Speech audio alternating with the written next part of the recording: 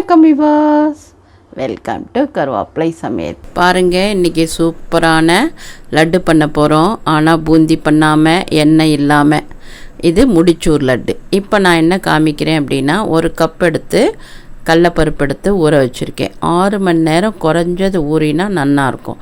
4 to 6 hours நல்லா ஊற வச்சுருங்க. ஒரு 10 மணிக்கு ஊற வச்சா சாயந்தரம் பண்ணலான்னு வச்சுக்கோங்களேன். அந்த மாதிரி ஊற வச்சுக்கோங்க. ஊறினதை தண்ணியை வடிச்சிட்டு தண்ணி இல்லாமல் அரைச்சிக்கணும். அதாவது நீங்கள் வடித்தடியில் போட்டுட்டு கூட அரைக்கலாம். எப்படி அரைக்கணும்? தண்ணி இல்லைன்னா என்ன ஸ்டேஜில் அரைக்குமோ அந்த அளவுக்கு, ரொம்ப வெறுமுனா வராது, ஓரளவுக்கு நல்லா அரைக்கும். அதை எடுத்துன்னு வந்து ஒரு பாண்ட்லி வச்சுக்கோங்க. அதில் எண்ணெய் விட்டுக்கோங்க. அதில் முதல்ல என்ன பண்ணணும், கிராம்பும் முந்திரியும் வறுத்துக்கணும். இந்த லட்டுக்கு தேவையானது. சாரப்பருப்பு இருந்தால் கூட நீங்கள் வறுத்துக்கலாம், நல்லா இருக்கும். ஸோ நம்ம இப்போ என்ன பண்ணுறோம், கிராம்பையும் முந்திரியும் உடச்சி போட்டு வறுத்துக்கிறோம். சாரப்பருப்பு இருந்தால் வறுத்துக்கோங்க, ரொம்ப டேஸ்ட்டு நல்லா இருக்கும். இப்போ இதை வறுத்து எடுத்துக்கிறோமா, செவந்தெடுத்தா.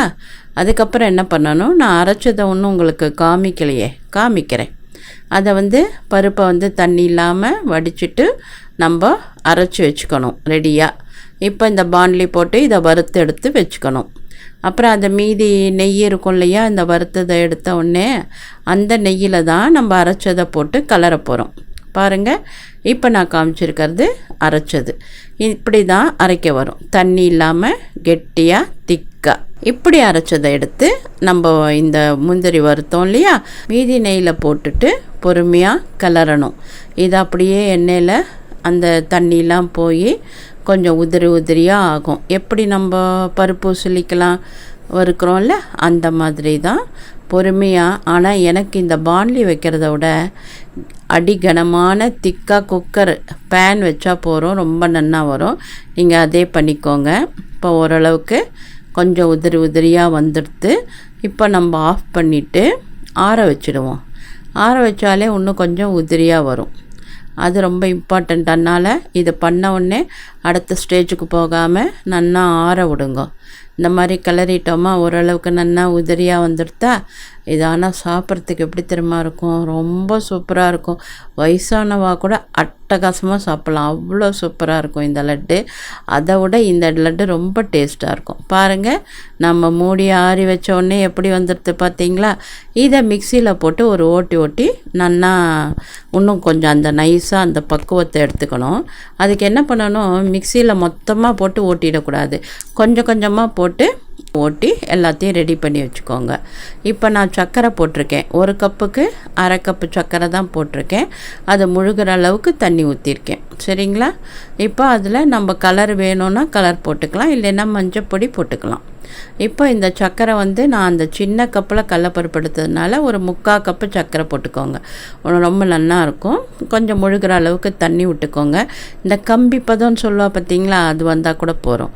இப்போ ஏலக்காய் பொடி போட்டுருக்கேன். இந்த ஏலக்காய் பொடி ரொம்ப சூப்பராக இருக்கும்.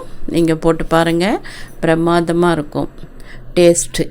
நீங்கள் நம்ம சாய்ஸ் தான் ஏலக்காய் பொடி போடுறது எல்லாம். ஸோ இப்போ பாருங்கள், நல்லா அது அந்த கம்பி பதத்துக்கு தலபுலன்னு கொதித்து ஒரு திக்காக வந்துடுதா. நம்ம ஏற்கனவே வறுத்தோம் இல்லையா, அதெல்லாம் போட்டுக்கணும்.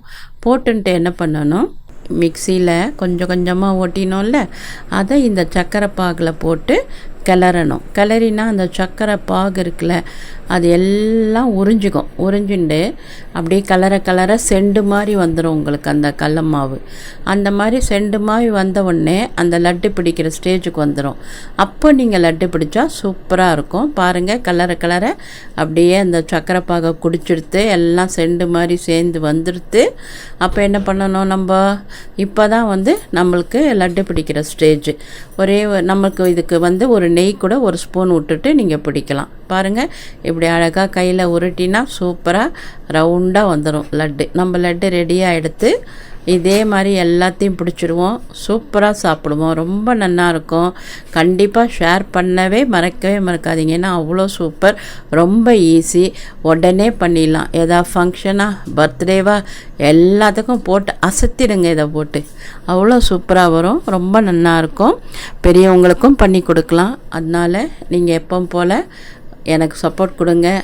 சப்ஸ்கிரைப் போடுங்க, லைக் போடுங்க, ஷேர் பண்ணுங்கள், என்ஜாய் பண்ணுங்கள். ஆரோக்கியமாக இருப்போம், ஆரோக்கியமாக சாப்பிடுவோம். நன்றி, வாழ்த்துக்கள்.